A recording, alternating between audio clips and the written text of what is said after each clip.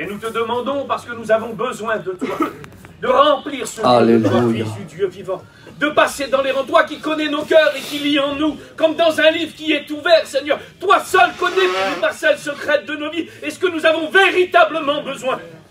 Et je sais, Seigneur, qu'il y a auprès de toi ce qu'il manque à ma vie, ce qu'il me faut pour aller plus loin. Ta parole est riche, Seigneur, elle est pleine de bonté. Et tu ne regardes pas à l'apparence, Seigneur, ce matin, mais tu donnes à chacun. Alors, Seigneur, ce matin, que Isaac soit l'instrument dans tes mains, que sa bouche devienne la tienne, et que chacun d'entre nous reparte de ce lieu, convaincu par l'Esprit Saint de ce qu'il a besoin, Seigneur. Seigneur, ce n'est pas une réunion de plus, ce n'est pas, Seigneur, un temps de plus, Fils de Dieu, non, nous venons ici te rencontrer pour racheter le temps, Seigneur. Alors prends toute la place. Que cette liberté que mon frère a besoin, Seigneur, que déjà il ressent, Fils du Dieu vivant, lui suis accordé, Seigneur, ce matin. Rappelle à son cœur cette méditation, Seigneur, pour la gloire de ton nom, Père. Merci. Amen. Gloire à Dieu. Alléluia. J'ai intitulé ce message, je lui ai mis un titre, j'ai marqué comme ça, j'ai marqué « Regardons le caractère de l'Église ». Regardons le caractère de l'Église. Les traits du caractère. Il y a 5 points que je voudrais relever ce matin, à travers l'histoire qui s'est passée avec Naaman et Élisée. Il y a 5 faits. Alors bien sûr, pour ceux qui cherchent, ils en trouveront peut-être davantage. Mais moi, j'ai relevé 5 points dans cette méditation. Et dans ces 5 points, voilà, ça a été comme ça dans mon cœur. J'ai vu les traits du caractère de la véritable Église de Jésus. Non pas la fausse Église, parce qu'il y a la fausse Église. Il y a certaines religions que l'on ne va pas énumérer ce matin, parce qu'aujourd'hui il faut faire très très attention avec tous les réseaux sociaux, mais il y a la fausse Église. Mais s'il y a la fausse Église, il y a la vraie Église. Amen. Comme s'il y a des faux chrétiens, il y a des vrais chrétiens. Et je le dis, comme s'il y a des faux serviteurs de Dieu, il y a aussi des vrais serviteurs de Dieu. Et s'il y a... Non, ne le dis pas, Isaac, si, je continue à le dire. Parce qu'il y en avait à l'époque de l'apôtre Paul. Il y a plus de 2000 ans de ça. Donc s'il y en avait à l'époque de l'apôtre Saint Paul, il y en a encore aujourd'hui. Et le texte aussi le dit, il sortira du milieu de vous. Mes frères, ce n'est pas des pensées que je sors de la poche, hein. C'est le texte de la parole qu'on est en train de citer ce matin. Et Paul, il a dit, ça, dans la panoplie de toutes les souffrances qu'il a passées dans le 2e livre des Corinthiens, au chapitre 11, verset 23, quand il dit, sont-ils ministres du Christ? Il dit, je le suis bien plus encore. Et là, il va donner une panoplie du caractère un petit peu du serviteur de Dieu, du véritable serviteur de Dieu, de ce qu'il endure, de ce qu'il souffre pour l'amour, pour l'œuvre du Christ et pour le Christ. Vous savez, regardez, j'ouvre une parenthèse. Le Seigneur un jour m'avait parlé par rapport à ça, concernant l'authenticité du véritable ministre du Christ. Ce n'est pas, vous savez, l'authenticité du véritable serviteur du Christ, c'est une parenthèse. Hein. Ce n'est pas celui qui prêche bien ou qui chante bien. Paul ne dit pas, sont-ils ministres du Christ? Il dit, je le suis bien plus encore parce que moi je prêche mieux que. Il ne dit pas ça. Il dit, je le suis bien plus encore par ceci, par cela, par. Et quand vous lisez la panoplie de tout ce qu'il a enduré, alléluia, et il dit, et à la fin il dira, et ma préoccupation, sans compter, il dit les soucis que me donnent toutes les églises. Et quand l'homme de Dieu va dire ça comme ça,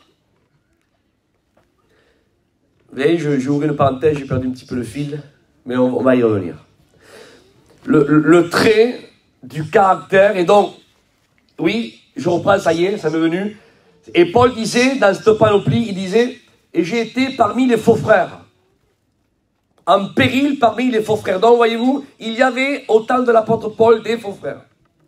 Donc, s'il y en avait, il y a 2000 ans de ça, vous comprenez bien qu'aujourd'hui, et que mes paroles ne vous choquent pas, mes frères et sœurs, mais aujourd'hui, je le dis avec tout mon cœur, et Dieu seul sait de la façon que je le dis, moi je connais personne ici, à part quelques copains d'école biblique, quelques copains qu'on a l'habitude de voir dans les conventions et les retraites, et sans parler bien sûr du frère de la direction, mais intimement, voilà, on ne connaît pas moi ici, est-ce que vous comprenez? Donc c'est mon cœur qui parle, vous comprenez? Je fais le procès de personne ce matin. Mais tout ça pour dire que s'il y en avait à l'époque de l'apôtre Paul, il y en a encore aujourd'hui. Mais j'aimerais vous parler ce matin de la véritable Église, du caractère de la véritable Église, du caractère du véritable chrétien, du caractère, amen, de la véritable chrétienne, du caractère, frères et sœurs, de l'homme de Dieu, oui, je le dis, de la femme de Dieu, et on va y venir. La parole de Dieu déclare, amen, qu'il y avait ce général qui était Naaman, qui jouissait, bien sûr, de la faveur de son maître, qui avait une grande considération, il avait des victoires. Mais la parole de Dieu déclare que cet homme fort et vaillant, il avait un très gros problème. Il était lépreux. Donc, il reflétait à l'extérieur. À l'extérieur, il reflétait une certaine apparence. Et quand il rentrait chez lui, quand il a enlevé son armure, si vous voulez bien, alors sa véritable identité de son état apparaissait. Et c'était ça son problème. Son problème, ce n'était pas ce qu'il apparaissait à l'extérieur. Son problème, c'est ce qu'il était à l'intérieur. Et à un certain moment, la parole de Dieu déclare, et vous connaissez l'histoire, je relis, on se remet dans le fil ce matin de la lecture. La parole de Dieu déclare, amen, qu'il y avait cette jeune fille qui a été prise de la captivité du pays d'Israël. Et elle a donné une solution pour enlever l'état de la lèpre de son maître qui était Naaman. Et elle a dit ça à la femme de Naaman, à sa maîtresse. Et la parole déclare, amen, que Naaman, qu'est-ce qu'il a, quand il a appris, bien sûr, que la jeune fille avait parlé de telle et telle façon. Regardez, premier point, j'aimerais relever ceci, qui n'était pas, voyez-vous, dans les 5 premiers points, mais j'aimerais quand même, je dis ça entre parenthèses, regardez le témoignage de cette jeune fille. Vous imaginez que cette jeune fille, elle a donné une petite solution à sa maîtresse pour qu'il aille dire à son maître, Naaman, « Oh, si mon maître irait voir l'homme de Dieu, l'homme prophète qui a en Samarie, il dit le prophète le guérir de sa lèpre. » Je sais pas, c'est une petite fille qui a été prise du pays d'Israël en captivité. Peut-être que Naaman, avec un petit peu de vis, il aurait pu dire, tu vois cette fille-là, elle me dit ça pour que j'aille esprit là-bas, pour qu'elle s'elle faim, là-bas on me prenne, qu'on me fasse du mal, parce qu'en réalité, je ne sais pas pourquoi elle me rendrait service, je l'ai pris de sa famille, je l'ai ramenée dans une terre étrangère, elle était là-bas libre avec les siens, maintenant elle est dans un pays étranger et elle est esclave ici de ma maison. Pour quelle raison elle me donnerait une solution? Pour quelle raison elle me ferait du bien? Il aurait pu penser comme ça, mais ce n'est pas écrit comme ça. Il crut au message de la fille. Et moi je dis quel témoignage avait la petite fille, à l'intérieur, sans parole, pour que Naaman ne doute pas une seule fois de ce que la jeune fille a dit. C'était une parenthèse. Que Dieu soit loué. Naaman va vers le roi de Syrie et lui raconte tout ce que la jeune fille a dit. La parole de Dieu déclare, amen, que le roi de Syrie va envoyer une lettre, bien sûr, au roi d'Israël, pour dire, voilà, je t'envoie mon serviteur Naaman pour tel et tel problème, pour que tu le guérisses de sa lèpre. La parole de Dieu déclare, et on l'a lu, il dit que le roi d'Israël déchira ses vêtements. Et il dit, humainement pensant, il dit, suis-je Dieu pour guérir une lèpre? Il dit, mais vous voyez bien que le roi de Syrie cherche une occasion de dispute entre lui et moi, en voulant dire, amen, il me demande de faire quelque chose d'impossible. Il déchira ses vêtements. Mais la parole de Dieu déclare, et j'aimerais maintenant mettre en relief le premier point du caractère de l'Église. La parole de Dieu déclare, amen, que l'attitude du roi d'Israël qu'il a déchiré ses vêtements, parce qu'il était dans l'incapacité de répondre, amen, au roi de Syrie de ce qu'il avait demandé pour guérir son serviteur, le général Naaman, la parole de Dieu dit, amen, que Élisée a appris ce que le roi fait. Élisée, amen, a envoyé un message du roi d'Israël. Et il lui a dit ceci, retenez s'il vous plaît. Et ça c'est le premier point. Le premier point, amen, du trait du caractère de l'Église. Et Élisée, amen, a envoyé dire au roi d'Israël, il dit, pourquoi as-tu renvoyé Naaman? Il dit, t'aurais dû l'envoyer vers moi. Et il dit, et il sera. Quoi? Il dit, il sera qu'il y a un prophète en Israël. Et tu me diras, Isaac, ça veut dire quoi? Le premier point du trait du caractère de l'Église, c'est celui-ci. C'est que l'Église, dites amen après ça, connaît son identité. Amen. Ça ne fait pas de nous des orgueilleux. On n'est pas des orgueilleux parce qu'on connaît notre identité. Est-ce que vous comprenez ça? Élisée n'était pas orgueilleux. Élisée connaissait son identité. Il dit, pourquoi as-tu renvoyé? T'aurais dû me l'envoyer vers moi. Et il dit, et il saura qu'il y a un prophète en Israël. Frères et sœurs, connais-tu ton identité? Ça ne fait pas de nous des orgueilleux. Qu'on dise, je suis un homme de Dieu. Je suis une femme de Dieu. On dirait qu'aujourd'hui, on dit qu'on se charave, c'est comme ça, hein, on se vante. Il semblerait qu'aujourd'hui on dit, mais bon, je suis un homme de Dieu, elle c'est une femme de Dieu, si c'est un homme de Dieu. Il semblerait que, je sais pas, ça fait, on vante quelqu'un, on charave quelqu'un, hein, comme vous dites vous, les voyageurs, les manouches. Il semblerait que, mais en réalité, c'est pas comme ça. Est-ce que vous comprenez ça? En réalité, amen, on connaît notre identité. On est des hommes de Dieu. Ça ne veut pas dire qu'on est des hommes de Dieu par notre capacité, notre façon de prêcher, notre peut-être, je sais pas moi, notre capacité de comprendre la parole de Dieu. Non, c'est pas par rapport à ça. Si nous sommes des hommes de Dieu, c'est tout simple à comprendre. C'est parce que nous sommes nés de Dieu. Amen. Ni plus ni moins. Parce qu'aujourd'hui, il semblerait qu'on est un homme de Dieu parce qu'on prêche bien. On est un homme de Dieu parce qu'on chante bien. On est un homme de Dieu parce que... Non. On est un homme de Dieu tout simplement parce que nous sommes nés d'eau et d'esprit. Amen. Nous sommes régénérés. Et dans le mot régénéré, il y a le mot gène qui apparaît. Et tout simplement, nous portons en nous les gènes de Dieu. Régénérés, nous portons les gènes. Est-ce que vous comprenez ça? Les gènes de la parole, les gènes de l'esprit. Nous sommes nés de Dieu. Amen. Et comme nous sommes nés de Dieu, alors automatiquement nous sommes des hommes et des femmes de Dieu. On connaît notre identité. Alléluia. Alors moi je connais mon identité, je me suis présenté hier. Je vous ai dit même que peut-être physiquement je ne ressemble pas. Mais c'est pas parce que je ne ressemble pas physiquement que je ne suis pas espagnol. C'est pas parce que je ne ressemble pas physiquement que je ne suis pas catalan. Je ne ressemble pas peut-être physiquement à première vue, mais je connais mon identité. Je connais mes gènes. Mon père est espagnol, ma mère est catalan. Isaac, tu ne ressembles pas, certes, mais même que je ne le ressemble pas, ça n'empêchera pas même que je ne suis pas espagnol et catalan. Je suis espagnol et catalan. Je connais mon identité. Amen. Il faut, frères et sœurs, qu'on mette en relief. Et il faut qu'on s'affiche.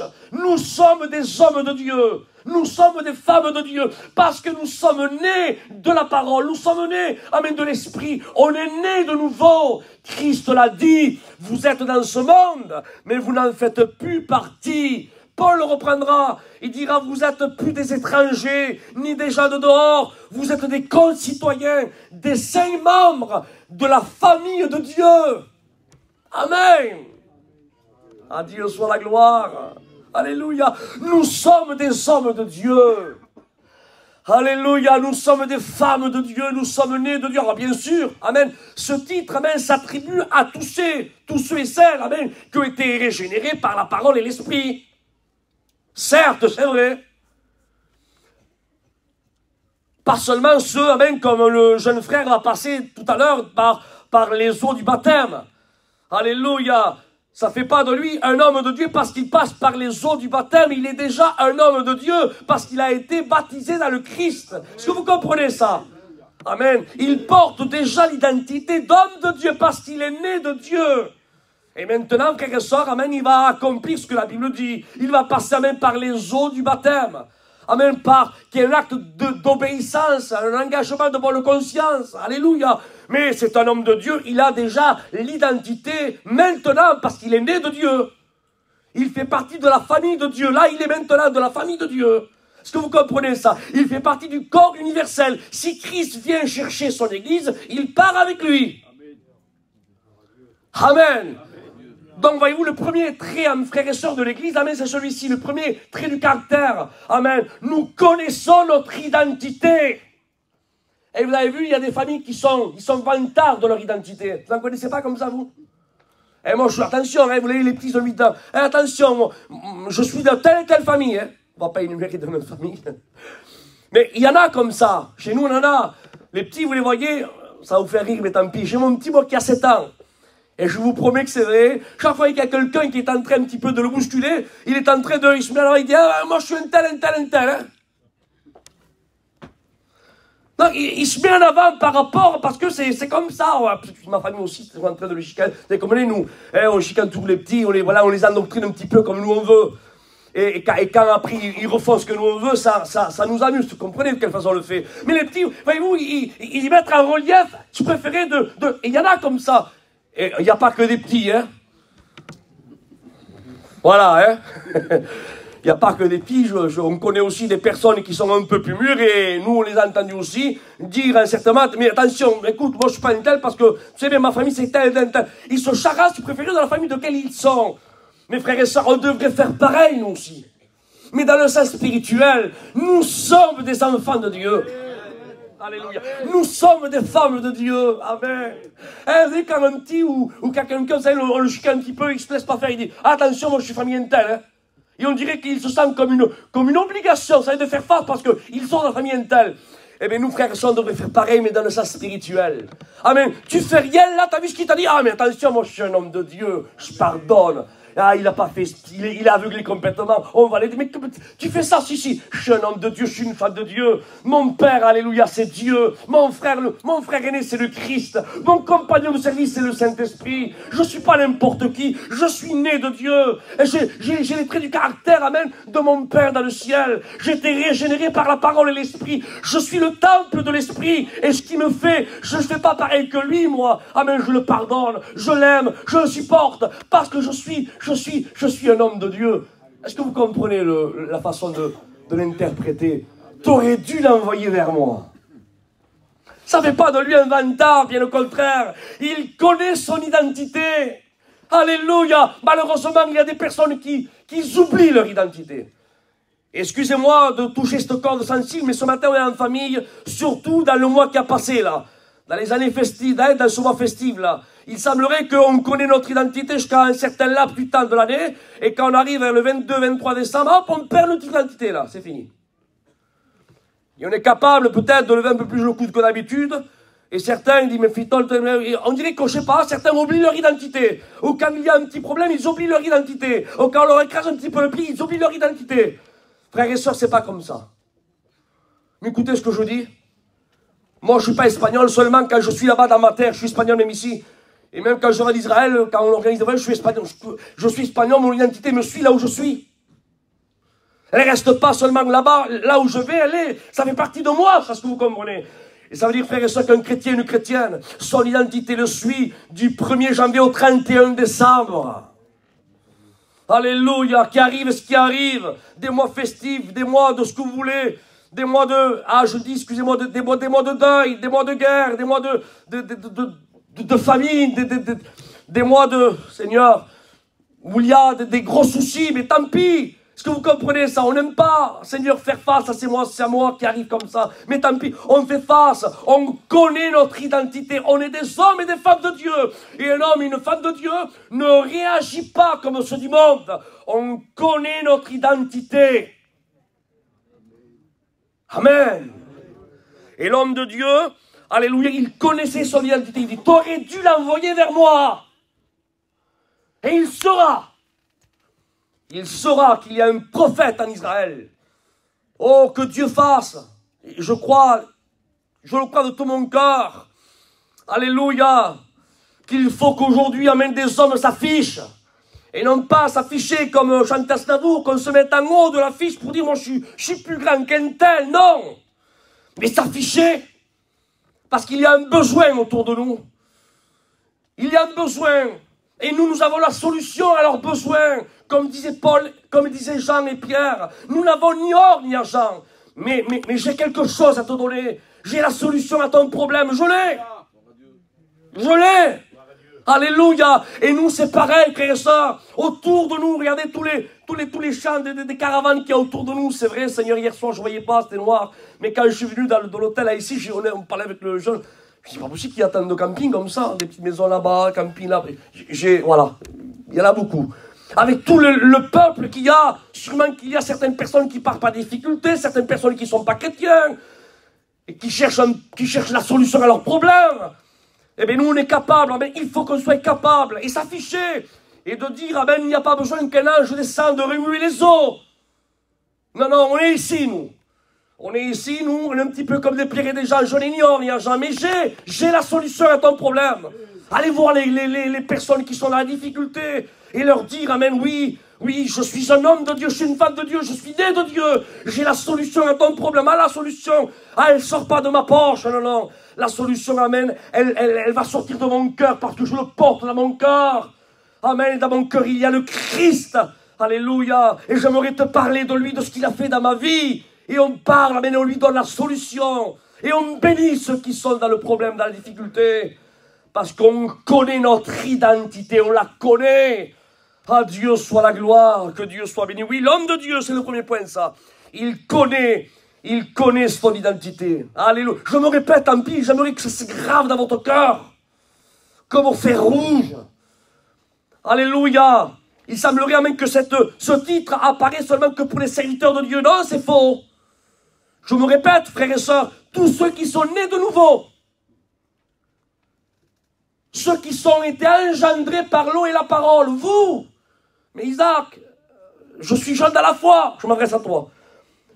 Il n'est même pas encore baptisé, il va être baptisé dans quelques heures, dans quelques petits moments. Tu es maintenant déjà un homme de Dieu, pas par rapport à tes mérites, ni aucun homme d'ailleurs, mais par rapport à la grâce. Amen. Et j'aimerais m'adresser à toi aussi, excusez-moi, toi qui es avancé en âge. Toi, peut-être qui figure pas trop, qui peut être insignifiante ou insignifiant, peut-être qui est veuve, un petit peu peut-être, voilà, pas oublié, mais voilà, peut-être qu'on ne fait pas trop attention parce que tu as un certain âge, et bon, voilà, par rapport peut-être à ta vieillesse, on ne te fait pas faire trop d'activités, et on comprend, on est un peu respectif, nous savez comment on est, mais peut-être que dans ton esprit, tu te sens un petit peu peut-être délaissé, ou tu ne te sens pas peut-être considéré comme les autres, mais j'aimerais m'adresser à toi, toi aussi, tu es un homme de Dieu, une femme de Dieu. Amen. À Dieu soit la gloire. Les anciens, les prédicateurs, ce sont des hommes de Dieu. Mais les jeunes étudiants aussi, c'est des hommes de Dieu, des femmes de Dieu. Amen. Donc, le premier trait, c'est celui-ci. L'Église, elle connaît son identité. Amen. Amen. Et parce qu'elle connaît son identité, elle fait ou alors elle ne fait pas. Eh oui, parce qu'elle connaît son identité, donc je fais, amen, ce que mon Père me dit de faire, et parce que je connais mon identité, amen, je ne fais pas ce que mon Père ne veut pas que je fasse. Parce que je connais, je fais, ou parce que je connais, je ne fais pas. On connaît notre identité. Donc l'Église du Christ, elle connaît son identité. Deuxième point. L'homme de Dieu, amen, fait venir auprès de lui, bien sûr, il vient auprès de lui, Naaman, le général. Et le général, quand il va vers l'homme de Dieu, retenez la note s'il vous plaît, envoie un messager, il lui ouvre même pas la porte de sa maison. Naaman reste devant la porte. J'aimerais ouvrir une parenthèse. Et j'aimerais que vous soyez clairs. Je me répète, on fait le procès de personne. Mais il faut que vous soyez clairs dans nos esprits, malgré qu'on le sait, mais on ne fait que rappeler ce matin ce qu'on sait déjà. En Israël, Naaman avait le droit d'y rentrer. Dans le pays d'Israël, Naaman avait le droit de rentrer. Mais remarquez le détail, à la maison d'Élisée, Naaman n'est pas rentré. Ça veut dire quoi? Ça veut dire, frères et sœurs, que dans les locaux de notre, mais que nous avons sous notre dénomination Vie Lumière, comme ce matin, et dans tous les locaux que nous possédons en France, pour qu'il y a peut-être, ça fera les 300, je crois, si ma mémoire est bonne. Ben, j'aimerais dire que les Naaman rentrent dans les locaux. Et que Dieu soit béni qu'ils rentrent, parce que c'est la solution pour qu'ils soient purifiés de leur lèpre. Mais que ça soit clair. Les Naamans rentrent lépreux dans les locaux du pays d'Israël. Mais dans la maison du ciel de l'homme de Dieu d'Élysée, ils ne rentrent pas. Parce que rien d'impur ni de souillé foulera le ciel. Je le redis. Rien d'impur ni de souillé foulera le ciel. En Israël, les Naamans rentrent. En Israël, avec un bel habit, peut-être on peut, là, s'habiller d'une façon et peut-être berner ceux qui sont en Israël. Mais dans la maison d'Élysée, Élysée ne reçoit pas les lépreux. Mais il lui donne une solution. Élisée lui dit à Naaman, il lui envoie un messager, il lui dit va te laver 7 fois dans le Jourdain. Et la parole de Dieu déclare que Naaman s'est irrité. Oui, parce que c'est l'homme orgueilleux, ça. L'homme orgueilleux qui est dans le système de ce monde. Il acquit des biens, il acquit des victoires par ses propres forces à lui. Mais il veut obtenir une sorte de victoire, toujours par le même procédé, aussi par ses forces à lui. Mais on n'obtient pas la bénédiction de Dieu avec notre propre force à nous.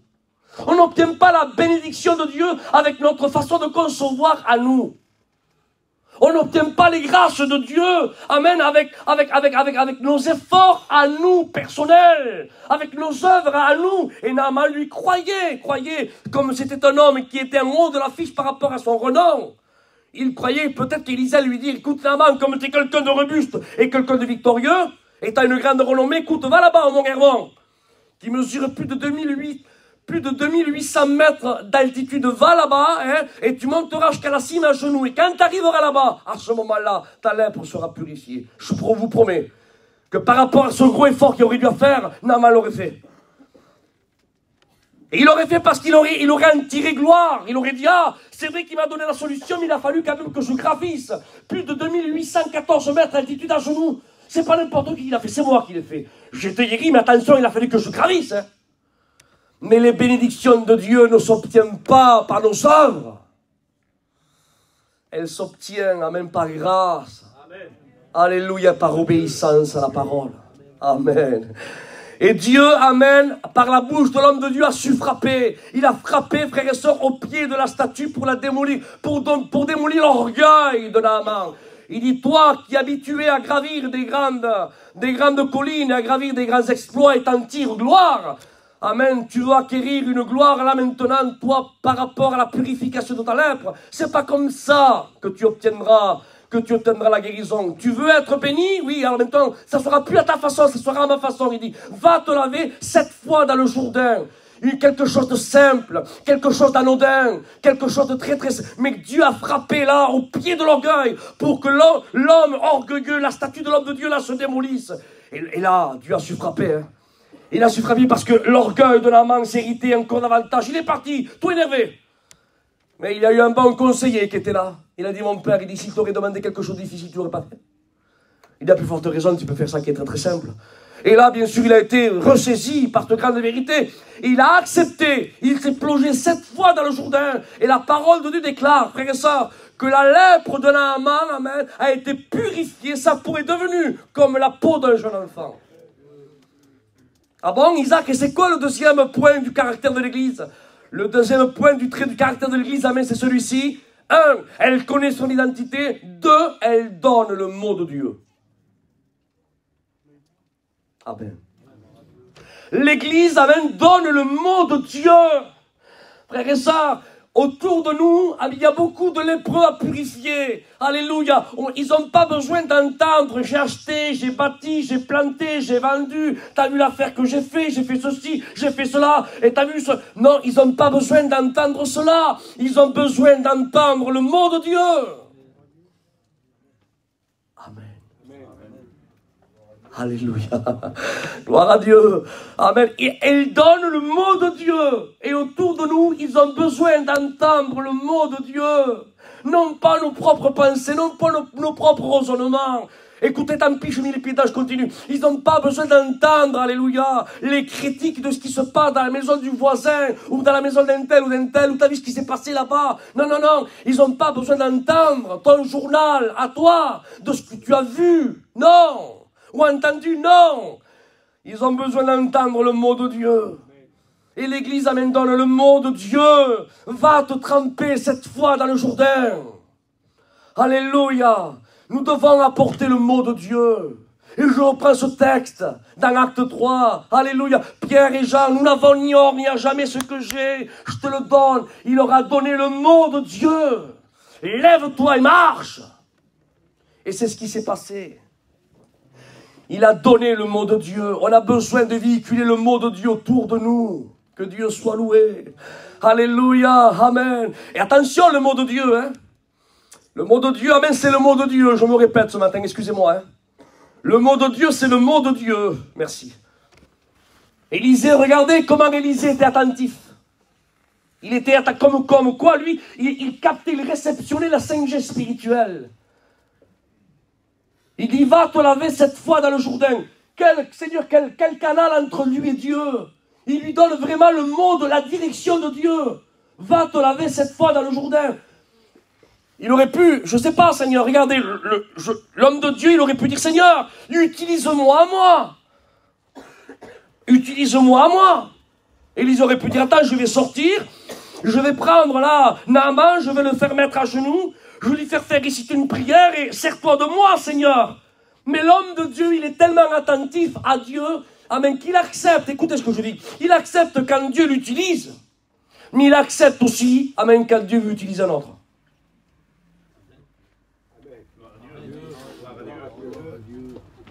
Vous comprenez?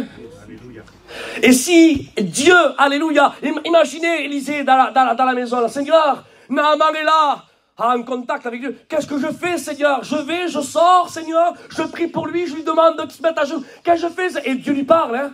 Ben, c'est obligé que Dieu lui a parlé, hein. Dieu dit, va lui dire, non, c'est pas toi, je ne vais pas t'utiliser à toi. Il dit, va lui dire seulement le mot que je te véhicule. Va lui dire, amen, que je veux me servir du Jourdain. Le Jourdain, ce qui est boueux, ce qui n'a rien pour frapper les regards, ce qui n'est pas très très large. Oui, oui. Non, écoutez, regardez si c'est même insignifiant, qui n'a rien pour frapper les regards, le Jourdain, amen, que même Naaman a été interpellé. Il dit quoi? Il dit, dans le Jours-Dain. Il dit, mais les fleuves de Syrie ne valent-ils pas mieux que le Jourdain d'Israël? Il dit, l'Albana et le Parpar ne valent pas-ils mieux? Oui, c'est vrai que l'Albana et le Parpar, ces grands fleuves, ces grands hommes de Dieu, des grandes connaissances, ah, c'est une merveille, que Dieu les bénisse et que Dieu les utilise. Mais si Dieu veut utiliser un simple étudiant, un simple Jourdain pour apporter le mot de Dieu, alors je dis que Dieu soit béni. Amen. C'est le choix de Dieu, que Dieu utilise les Albanas et le Parpar, que Dieu utilise les Élysées. Mais si Dieu, dans sa grâce et dans son plan divin, amen, décide d'utiliser un simple Jourdain, alléluia, mais que Dieu utilise le simple Jourdain. Parce que le principal, je me répète ce soir, c'est pas que nos noms figurent en haut de l'affiche, amen, mais le principal, amen, c'est que la bénédiction soit là.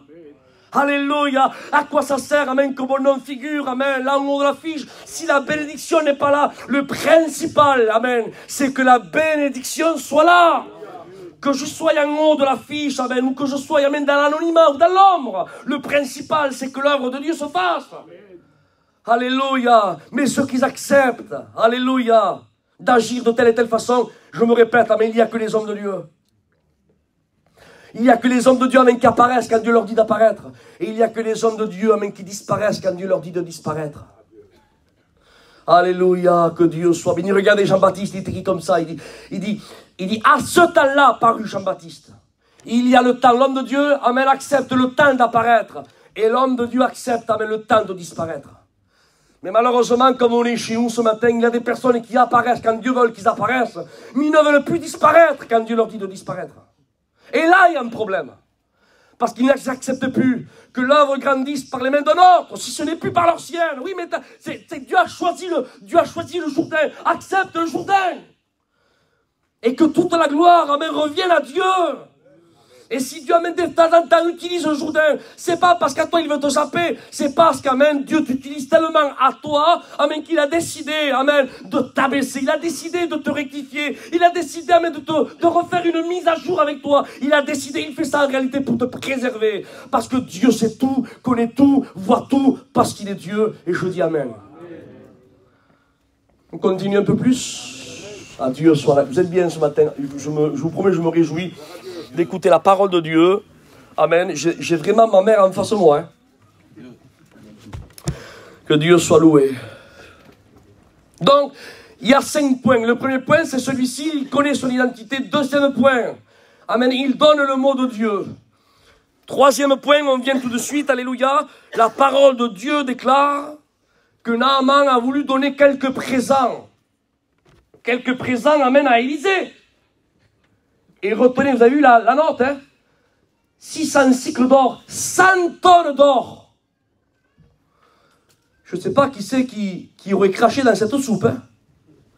600 kilos d'or. 600 kilos d'or. Sachant qu'un lingot qui ne fait pas tout à fait 1 kilo, fait à peu près 60 000 euros. Pas tout à fait, un peu plus. 60 000 euros, 190, exactement. 1 kilo. 600 kilos d'or. C'est énorme. Mais l'homme de Dieu ne reçoit, il dit que l'Éternel nous garde. Alléluia. De prendre, amen, un de tes présents. Que Dieu soit loué. Que Dieu soit loué pour ces hommes de Dieu qui sont désintéressés, qui sont en communion avec Dieu et qui sont là pour servir Dieu. Amen. Et qui ne servent pas, amen, pour satisfaire leur profit personnel à eux. Qui n'abusent pas, amen, de la générosité de certains. Ah, que Dieu soit loué, qui sont là attentifs. Que Dieu soit glorifié pour ces hommes et ces femmes. Il dit que l'Éternel me garde. La Bible déclare, amen, que Naaman est parti quand il était à quelques centaines de mètres. Il dit que son serviteur Géasi, écoutez s'il vous plaît, entre lui-même, il s'est chiné un petit peu parce que bon, voilà, hein, il y a toujours eu des bons chineurs. Il dit peut-être que mon maître a aménagé Naaman en refusant ses présents. Il dit je vais y aller, je vais prendre quelques présents.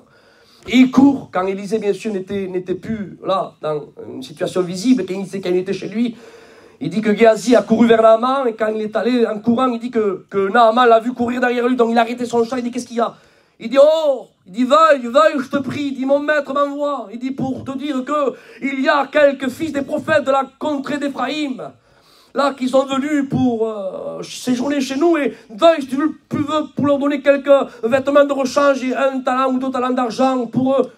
Et Naaman est descendu, bien sûr, avec grande joie. Et il a donné ce qu'il fallait qu'il donne. Et la parole déclare bien que Géasi a pris les présents. Il est allé vite fait les cacher chez lui. Il est sorti, comme c'est rien. Et quand il est sorti, il dit que l'homme de Dieu est allé à sa rencontre. Il dit Géasi, il dit où étais-tu? Regardez le Dieu que nous avons, le Dieu de la deuxième chance, Seigneur. Il savait bien ce qui s'était passé. Il aurait pu le juger rentrer, non? Non, il lui donne encore une autre opportunité, en voulant dire ce que tu as fait, reconnais ce qui est mal, repens-toi, il le tire. Il dit, où étais-tu? C'est encore une grâce de Dieu. Pour que Géasi dise, oui, mais écoute, mon maître, mais je crois que tu avais aménagé Naaman, j'ai couru, j'ai pris ça. Il aurait pu. Non, mais il reste dans sa prise. Il dit, non, je n'ai pas bougé chez moi. Hein. Il lui donne encore une autre opportunité. Et là, il ne saisit pas l'opportunité. Il dit, mon esprit n'était pas sorti dès que je voyais Naaman descendre de son char. Et te donner quelques présents, te donner ceci, là. Et quand il apprend, écoutez, amen, la révélation que Dieu lui a montrée par rapport à l'attitude de Géasi, Élisée continue, il dit à son serviteur, il dit, est-ce le temps? Est-ce le temps de prendre des vêtements de rechange, des talents? Il dit de prendre des oliviers, des vignes. Est-ce le temps? Est-ce le temps? Et là, le troisième point, c'est celui-ci. L'Église, écoutez, le caractère de l'Église est désintéressé des choses de la vie. La véritable Église n'a aucune ambition ici-bas. La véritable Église ne se projette pas dans un futur ici-bas. Il dit, est-ce le temps de prendre des vignes et des oliviers? Écoutez, frères et sœurs, quand on prend un olivier, c'est pour quoi faire? C'est pour le planter, non? Quand on prend une vigne, c'est pour quoi faire? C'est pour la planter, non? Si on prend des vignes et des oliviers, c'est pour quoi faire? C'est pour attendre le mois, là où ils vont pousser des fruits et en cueillir les fruits, les raisins. Les olives et les figues. C'est ça, non? Je ne me trompe pas, Seigneur. C'est pas des magnolias qu'il a pris. C'est pas des chênes, c'est pas des arbres qui sont là décoratifs. C'est des arbres qui produisent quelque chose. Donc vous savez que les arbres qui produisent quelque chose ne produisent pas chaque mois, il faut attendre la saison et le mois. Donc, et Élisée dit, est-ce le temps de prendre, de planter, est-ce le temps? En quelques mots, mais tu sais bien, amen, que tu plantes quelque chose, mais il faut que tu comprennes, amen, que tu plantes en vain. Ton ambition est de où? Ton espérance est de où? Tu sais bien qu'on est ici, mais on ne fait plus partie d'ici, nous. Ça ne sert à rien de planter là, on n'est pas de là. C'est comme par exemple, un exemple ce matin qui me vient à l'esprit comme ça, que tout à coup, là, tout de suite, là, maintenant, après la réunion, je dirais à Chinois, t'es Chinois, tu peux m'amener une petite pépinière là-bas? Alors bien sûr, pas, voilà. Je m'amènerai. Et tout à coup, je prendrai un olivier, vous savez, là, qui a peut-être, je sais pas, une centaine d'années. Je paierai par exemple un bon billet, vous voyez, un billet de 1000 euros, 1500 euros, je sais pas comment ça vaut. Et à ce moment-là, il me dirait, Isaac, qu'est-ce que tu vas faire? Il dit, oui, j'aime bien, écoute, j'aime bien Olivier, j'ai promis que je prendrais l'Olivier, donc je prends l'Olivier. Et tout à coup, là, je le prends une petite remorque, là, je prends, et je dis, arrête-toi là, Chinois. Et il me s'arrêterait, bien sûr, je prendrais des pelles, je dirais au petit Ethan, je te ferai travailler, mais obligé. Je le prends, il arrivera, il ferait un trou avec moi, et je planterai l'Olivier. Mais il me dirait, mais Isaac, je te comprends pas ton attitude, là. Il dit, mais pourquoi tu plantes ton Olivier là? Mais t'as pris l'Olivier, pourquoi faire? Eh bien, j'ai pris l'Olivier parce que voilà, j'avais envie de l'Olivier, puis je regarde, il est bon, t'as vu?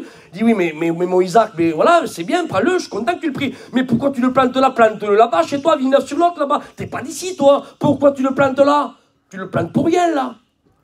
Sa réaction serait autant, elle serait normale, est-ce que vous comprenez ça?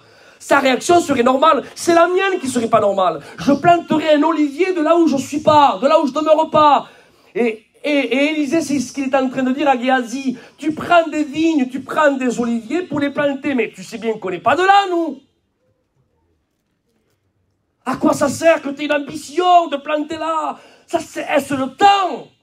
Et moi, écoutez, le mot pour nous ce matin, c'est celui-ci. Arrêtons, frères et sœurs, d'avoir cette ambition de planter, de vendre, d'acheter, d'acquérir, de louer une propriété, 2 propriétés, 3 propriétés et 4 appartements. Arrêtons, frères et sœurs, notre ambition. Nous sommes d'où, nous? D'où on est? On est d'ici-bas ou alors on est du ciel? Christ, va tarder encore 300 ans à venir nous chercher, ou alors crois-tu que le Christ est sur le point de faire son retour? Est-ce que tu le crois? Seigneur Jésus, alléluia, amen. Si tu le crois, alors démontre-le que tu le crois. Car la Bible le déclare, il dit que celui qui possède cette espérance, il dit se purifie comme lui-même est pur. Il y a un fruit qui émane de nous, qui est l'authenticité, amen, qui correspond comme quoi réellement nous attendons le Christ. Que c'est pas que des mots, je l'ai dit au début du message, nous sommes cette lettre, lui et les gens lisent à nous. Amen, à travers notre attitude, notre façon de faire, que nous sommes des hommes de Dieu, que nous avons le caractère de l'homme de Dieu, que nous faisons partie de l'homme de Dieu, mais aussi, frères et sœurs, que nous ne sommes pas de ce monde, que nous faisons partie de la cité du ciel. À Dieu soit la gloire et que Dieu soit loué.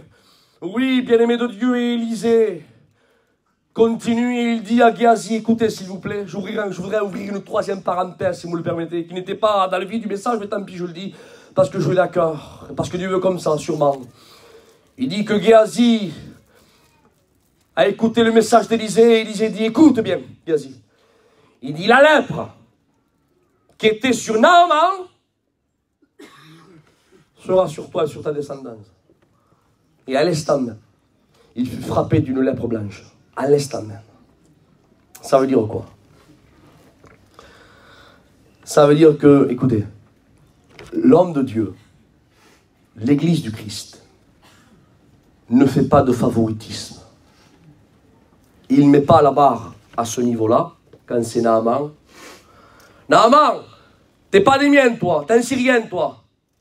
Écoute, en plus t'es un ennemi d'Israël, écoute, va te laver 7 fois dans le Jourdain, je te reçois même pas. Tu mets la barotte, Élisée. Mais quand c'est un des tiens, la barre, tu la laisses toujours haute ou alors tu soldes le message.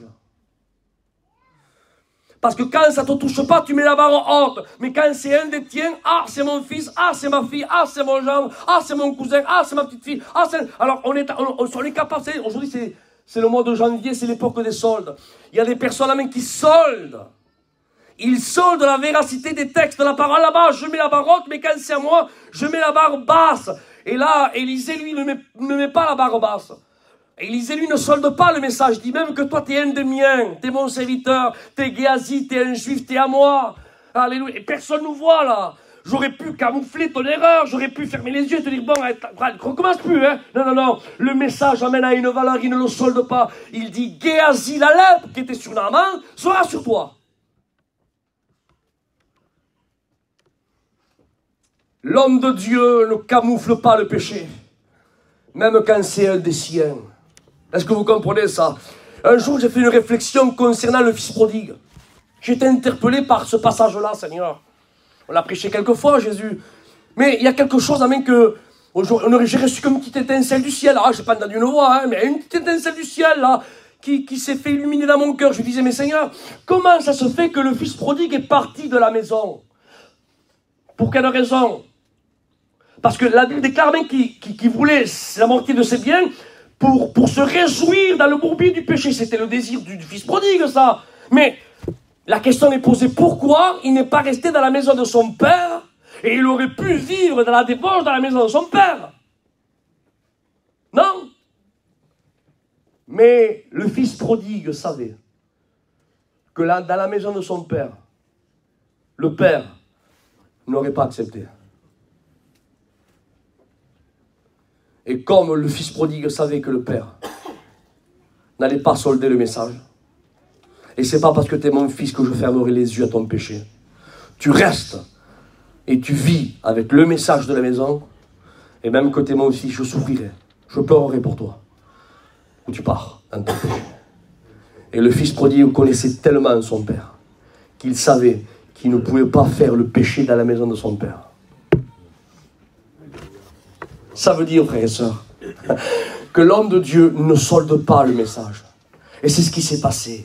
Élisée, alléluia, a dit, amen, la lèpre de Naaman sera sur toi et sur tes enfants. Et c'est ce qui s'est passé. Dans le troisième point, c'est celui-ci. C'est quoi? Je me répète, c'est que l'homme de Dieu dit, est-ce le temps? Est désintéressé de vendre, de planter, de bâtir, d'acquérir. Il est désintéressé des choses de la vie. Parce que sa vie n'est pas d'ici-bas. Sa vie, alléluia, est dans la cité céleste. J'aimerais donner 2 points de plus et je prie le Seigneur. Vous me donnez 5 minutes de plus? Donc je récapitule pour vous remettre dans le fil. Il y a 5 points. Amen, qui donnent le trait de la véritable Église du Christ. Premier point, l'Église connaît son identité. Deuxième point, l'Église donne le mot de Dieu. Troisième point, l'Église, elle est quoi? Désintéressée. Et le quatrième point, c'est lequel? La Bible déclare, frères et sœurs, qu'à un certain moment, écoutez, il dit que l'armée syrienne a entouré l'homme de Dieu, Élisée, pour prendre Élisée et faire de lui un prisonnier. Et il y avait un nouveau serviteur qui était auprès de l'homme de Dieu. Et le nouveau serviteur a regardé à l'extérieur, il a dit, maître, maître, il a dit, regarde tous les ennemis qui sont autour de nous. Et l'homme de Dieu, bien sûr, comme lui, captait les réceptions de la 5G, spirituelle, bien sûr, il avait la bonne vision, il lui a dit, Seigneur, il a prié, il dit, ouvre-lui les yeux. Et quand il a ouvert les yeux, alors le Seigneur lui a montré qu'il y avait là autour d'Élysée, dans les montagnes autour d'Élysée, il a vu des chars, des anges qui étaient là, amen, l'armée céleste, amen, qui s'était déplacée, mandatée par Dieu pour protéger un des siens. Et l'homme de Dieu a dit, ouvre-y les yeux, donc les yeux sont ouverts. Et Géasi, quand il a ouvert, quand l'autre serviteur a ouvert les yeux, il a dit, mais maître, il dit, plus nombreux sont ceux qui sont avec nous que ceux qui sont contre. Et tu me diras, Isaac, c'est quoi le quatrième point? Le quatrième point, c'est celui-ci. C'est que la véritable Église du Christ, elle ne se défame pas, mais elle laisse le ciel la défendre. Je le redis ce matin.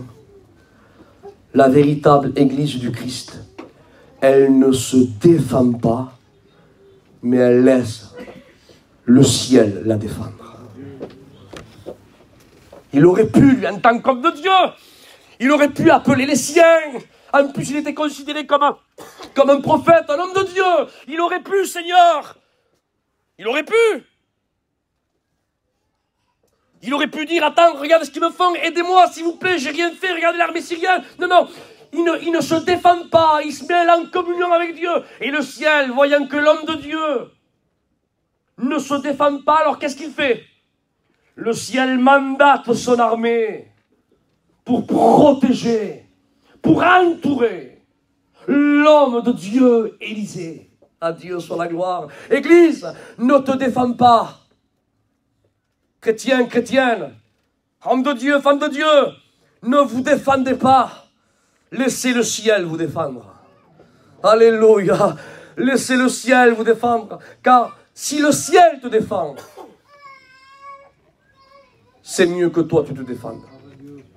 Retenez cette note qui est très très importante. Goliath dit à David, il dit, tu viens toi avec ta lance, ton épée, ton javelot. En quelques mots, tu te défends toi-même. Je recevrai les conséquences même de tes armes. Il dit, par contre, toi, tu viens avec ça, il dit, par contre, toi, tu as affaire non pas à moi. Il dit, mais tu as osé défier l'armée, il dit, du Dieu vivant. Il dit, et moi, je viens armé. La version top, c'est, il dit, je viens armé de l'Éternel. En quelques mots, tu viens toi avec ton épée, ta lance, ton javelot, j'aurai les conséquences de ton épée, ta lance, ton javelot. Il dit, par contre, toi, les conséquences que tu vas avoir, c'est pas contre l'épée, la lance, le javelot, mais tu vas avoir les conséquences du berger d'Israël, du véritable Éternel, du véritable Dieu. Et la conséquence ne sera pas la même que la conséquence d'une épée, d'une lance et d'un javelot. Au nom de Jésus, je sais, Dieu connaît tout. Ne te défends pas, ma soeur. Isaac, si tu savais ce qui m'arrive. Ah, tu sais ce qui m'arrive avec ma fille, avec le foyer de mes enfants, le foyer de... Ah, si tu serais Isaac, ne te défends pas. Laisse le ciel te défendre. Et qu'est-ce qu'il faut que je fasse, Isaac? Comme dit le psaume 37, garde silence devant l'Éternel et espère en lui. Oh, garde silence dans tous les soucis, les problèmes, les difficultés. Laisse l'Éternel te défendre. Il dit, ne valez-vous-il, vous, pas mieux que les oiseaux des champs? Vous ne valez... Le Père les protège, le Père les nourrit, vous. Mais vous valez beaucoup mieux que ça, Seigneur. Nous sommes les enfants de Dieu. Nous sommes sa bien-aimée. Nous sommes son corps, son temple. Nous sommes à lui. Laisse le ciel te défendre. Et c'est ce qui s'est passé. Élisée ne s'est point défendu. Quatrième point. L'Église, elle ne se défend pas. C'est-à-dire, elle ne tire pas l'épée du fourreau. Elle ne sort pas, vous savez, l'armée de guerre qu'elle a reçue de son père, de son grand-père, de ses aïeuls. Non, non, non. L'âge de guerre est enterré, il y a bien des silhouettes. Depuis qu'elle est née de nouveau, l'âge de guerre est enterré. Elle a entre ses mains des armes nouvelles. Alléluia. Amen. Qui est les armes d'Éphésiens 6:11. Elle porte l'armure du Christ. L'armure du combattant de Dieu. À Dieu soit la... Laisse Dieu te défendre.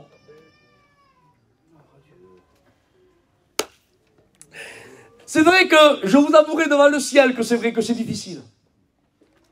Parce que comme on est chez nous ce matin, dans toute la liberté que les frères me donnent, j'aimerais remettre en relief un petit souci, un petit grave souci quand même que j'ai eu l'année dernière.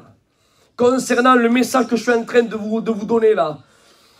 Il y a un certain moment, je vous donnerai quand je vais donner maintenant le 5e point. Alors je récapitule. 1. L'Église, elle connaît son identité. 2. Elle donne le mot de Dieu. 3. Est désintéressée. 4. Elle ne se défend pas, mais elle laisse l'armée céleste le défendre. Et 5. Écoutez maintenant. Et je conclue avec ça. Il dit que l'armée syrienne a été frappée d'aveuglement. Et bien sûr, après l'armée d'Israël a fait d'eux des esclaves. Écoutez s'il vous plaît, après on prie le Seigneur. A fait d'eux des esclaves. Et quand ils les ont amenés en captivité, là, il y avait le roi d'Israël qui était là, et à un certain moment, le roi d'Israël a dit à l'homme de Dieu, à Élisée, a dit, bon, écoutez, hein, il dit, bon, qu'est-ce que je fais? Qu'est-ce qu'on fait? En voulant dire, parle-toi, donne la sentence toi, Élisée, parce qu'en réalité, les Syriens n'ont pas été envoyés pour moi, pour me tuer moi. Les Syriens ont été envoyés pour te tuer à toi. Et maintenant, ils sont en captivité, on les a là, à notre portée. Et il dit à l'homme de Dieu, à Élisée, il dit, ils ont voulu te tuer, mais maintenant, ils sont là prisonniers. Qu'est-ce qu'on fait? Qu'est-ce qu'on fait? Dis-moi, qu'est-ce qu'on fait? Et l'homme de Dieu dit,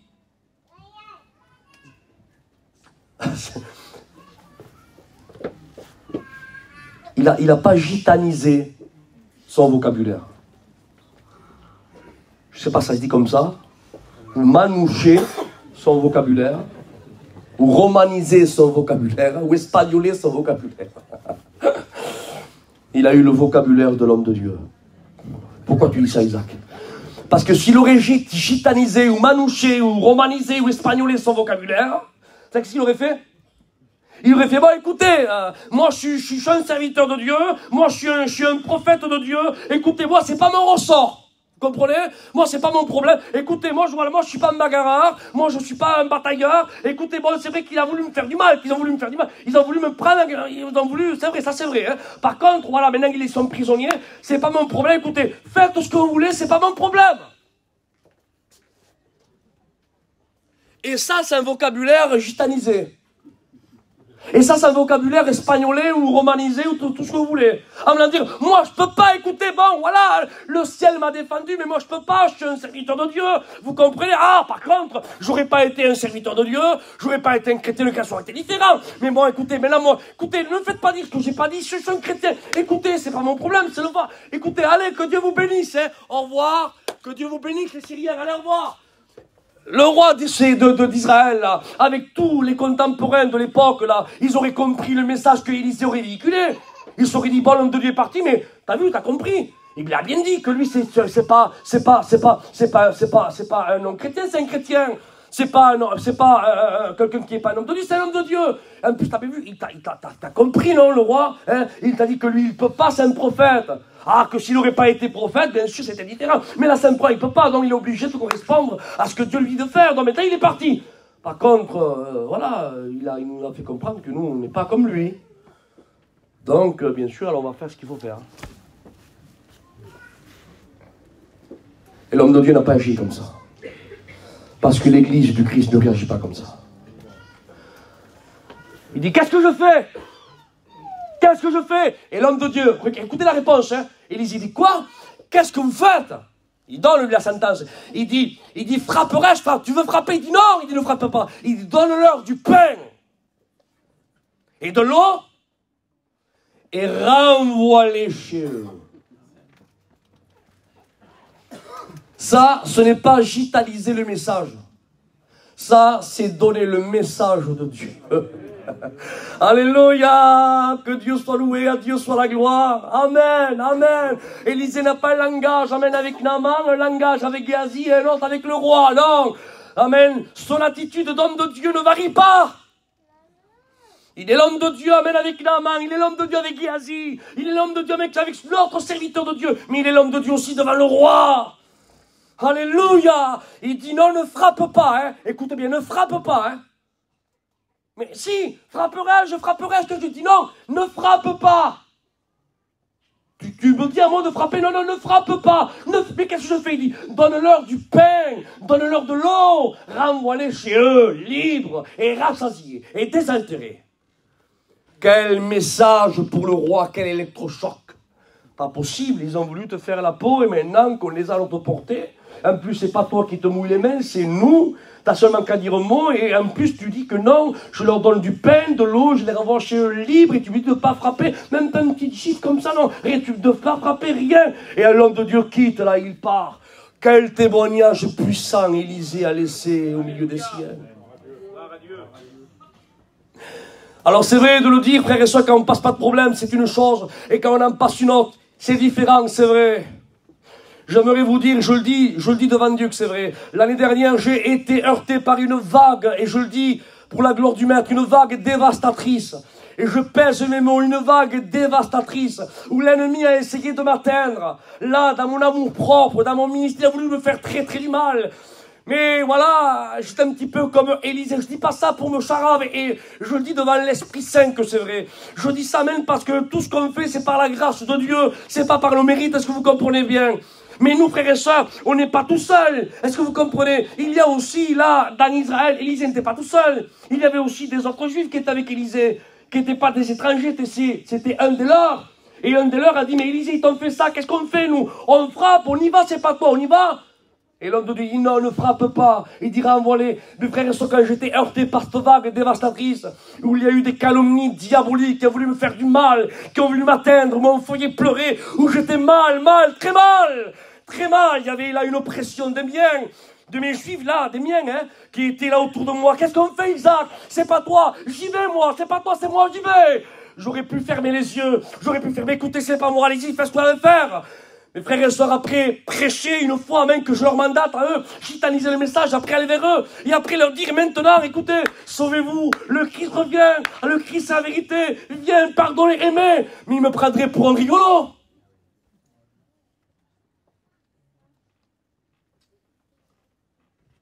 Par la grâce de Dieu, on a mis la paix là où il fallait mettre la paix.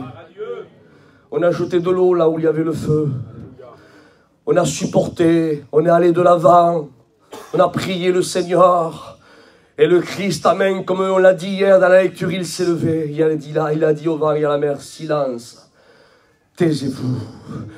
Et le calme et les flots se sont apaisés. Et que Dieu soit loué. Frères et sœurs, amis, l'Église du Christ, elle ne se défend pas et elle ne rend pas le mal par le mal. Mais bien au contraire, elle rend le bien là où il y a du mal. Ah, elle défend sa cause, amen, parce qu'elle ne camoufle pas. Comme dit la parole de défendre ta cause, donc elle met la vérité là où il faut la mettre. Mais, alléluia, il n'utilise pas les choses pour faire du mal. Il ne dit pas une vérité pour en tuer. C'est la vérité, tu veux me tuer. La vérité, c'est ce qu'il voulait me tuer. Après, faites ce que vous voulez. C'est la vérité, ça. La vérité, c'est ce qu'il voulait me tuer. Mais je te donne une autre vérité. La vérité, c'est qu'il voulait me tuer. Mais l'autre vérité, mais c'est que moi, je les pardonne et je les aime. Renvoie-les chez eux. Donne-leur du pain et de l'eau. Ne vous trompez pas, frères et sœurs. L'Église de Jésus-Christ, le caractère de l'Église, les traits de caractère de l'Église. Alléluia. Je les ai dit en 5 points. Les chercheurs peut-être en trouveront plus, mais à travers l'attitude de l'homme de Dieu. Et je me répète et on conclut. 1. Elle connaît son identité. 2. Elle donne le mot de Dieu. 3. Elle est désintéressée. 4. Elle ne se défend pas. 5. Elle pardonne ses ennemis. Alléluia. Et si vous calculez bien, il y a 5 points. Et le chiffre 5 dans la parole de Dieu, les lecteurs le savent, c'est le chiffre de la grâce. Ça veut dire quoi? Ça veut dire qu'avec le caractère que nous possédons, nous, l'Église du Christ, alléluia, connaître son identité, donner le mot de Dieu, désintéresser, ne pas se défendre et pardonner, il ne faut pas s'orgueillir. Hein. C'est le chiffre 5. On a ce caractère par rapport à la grâce de Dieu. Parce que la grâce a fait de nous ce que nous sommes. Et si ce n'aurait pas été par la grâce de Dieu, on ne pourrait pas avoir ce caractère. Mais nous le possédons par la grâce de Dieu.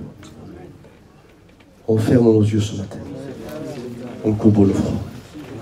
Et on remercie le Seigneur. Te remercions, Seigneur, ce matin. Pour ta parole, Père, qui a été annoncée. Merci, Seigneur, pour ces vérités, Seigneur. C'est vrai, Seigneur, que ton Église, elle est dans ce monde, mais elle est à part de ce monde. Elle est belle, ton Église, Seigneur. Ton Église est parfaite. Il n'y en a pas de semblable. Il n'y en a qu'une. Tu l'as dit, il y a un grand nombre de concubines. Il y a plus de 70 reines. Mais une seule Tu l'as dit, une seule est ma bien-aimée et ma colombe. Une seule est ta colombe et ta bien-aimée. C'est ton Église. Seigneur, et nous faisons partie de ton Église. Quel honneur pour nous, Seigneur. Quelle joie. Quelle grâce. Merci, Seigneur, d'avoir fait de nous ce que nous sommes. Car nous le reconnaissons, Seigneur, ce que nous sommes par ta grâce. Pas par nos mérites, Seigneur. À Dieu soit la gloire. Ce matin, s'il y aurait peut-être certaines personnes qui se sont vues dans ces 5 points en disant, Seigneur, c'est vrai, il y a un des points, Seigneur, que j'ai failli. Ou peut-être 2 points, Seigneur, que j'ai failli. Peut-être je n'ai pas donné le mot de Dieu là où il fallait le donner. Peut-être que je ne me suis pas affiché au moment où il fallait que je m'affiche, comme l'homme de Dieu ou la femme de Dieu. Peut-être, Seigneur, je suis peut-être un petit peu trop intéressé par les choses de la vie. Je plante, je bâtis, je vends et mes enfants me voient, Seigneur. Seigneur, quelle grande vérité. Écoute, nous avons le Dieu de la deuxième chance. Élisée a dit à Géasi, où étais-tu? Le problème de Géasi, c'est parce qu'il a dit la vérité. Il n'a pas dit la vérité. Élisée attendait qu'il dise la vérité. Parce qu'on a le Dieu de la deuxième chance. Ce matin, s'il y aurait des personnes qui se sont vues, Dieu ce matin te voit. Et ce matin, Dieu veut, alléluia, que tu récupères. À Dieu soit la gloire. Dieu ne te juge pas ce matin. Bien au contraire, il veut que tu sortes de ce lieu, alléluia, avec le caractère de l'Église. Et pour cela, frères et sœurs, soyons remplis de Dieu. Soyons remplis de l'Esprit de Dieu. Soyons remplis de l'onction de Dieu. Car si on est rempli de l'onction de Dieu, je vous promets, on aura le caractère de la véritable Église. Alors ce matin, prions le Seigneur. Merci de m'avoir donné l'occasion de m'adresser au peuple hier soir et ce matin. Je vous en remercie infiniment, que Dieu vous bénisse. Si vous vous souvenez de moi, priez pour moi, pour mon foyer. Priez pour mon père qui est bien malade. Je priais pour vous, je vous le promets. Que Dieu vous bénisse, mes frères et mes sœurs. J'étais ravi d'avoir passé ces 2 jours avec vous. Et si Dieu permet, dans une prochaine fois, dans sa grâce, sa miséricorde, que Dieu permette que je revienne, alors je reviens avec très grand plaisir. Et merci pour cette grande liberté que vous m'avez donnée. Prions le Seigneur, glorifions Dieu et adorons-le. Amen. Que Dieu vous bénisse.